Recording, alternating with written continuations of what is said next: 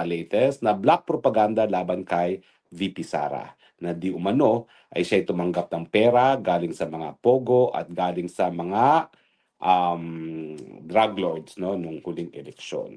Well, unang-una po ha,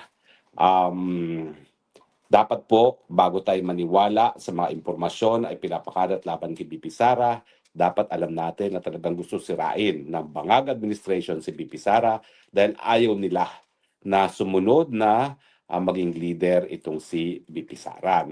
Pero ang akin lang po, kakilala ko po kung sino yung Madriaga na nagsasabi na siya ay dating aide ni VP Sara. Well, unang-una po, sigurado po ako hindi yan naging aide. Yan po ay naging kasapi ng isang tinatawag na, ano tawag doon, yung parang movement na sumuporta. Oo, sumuporta nga kay VP Sara, pero ang pagkakaalam ko po, hindi siya personal na kakilala ni VP Sara. Dahil si VP Sara naman po, 32 million ang botong nakalap, siguro naman po, 5 million, merong larawan na kasama siya, no? So kung meron mang larawan itong Ramil Madriaga na ito, ay hindi po ako nagtataka dahil 5 billion people naman siguro po ang meron talagang larawan kasama si VP Sara, lalo na nung panahon ng eleksyon, no? Talagang buhay politiko po talaga yan. So, pero iba pong pagkakakilala ko sa kanya.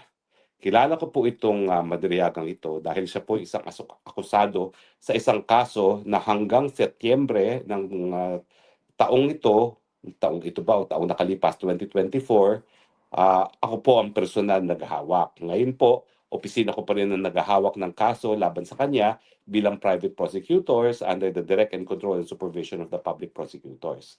Ano po ang kasong yan? Ang kaso po ay 2 counts of kidnapping for ransom. Now, siyempre po yan ay nakabinbin sa hukuman, hindi po natin po pwedeng sabihin kung siya ay guilty or not guilty dahil hindi pa po napapatunayan. Alam ko naman po yan, yung sub judice rule, no? At bawal sa akin bilang isang partido sa kaso na yan na sabihin siya ay guilty na. Pero dumaan po sa proseso naman itong kaso labang kay Ramil Madriaga at ang nangyari po dito ay humingi siya ng bail. Sang-ayon po sa ating saligang batas, ang bail naman po is a matter of right except when evidence of guilt is strong, no, sa mga heinous crimes. At matapos siya humingi ng bail, yan po ay hindi napagbigyan ng hukuman dahil ang sabi ng hukuman, the evidence of guilt is strong.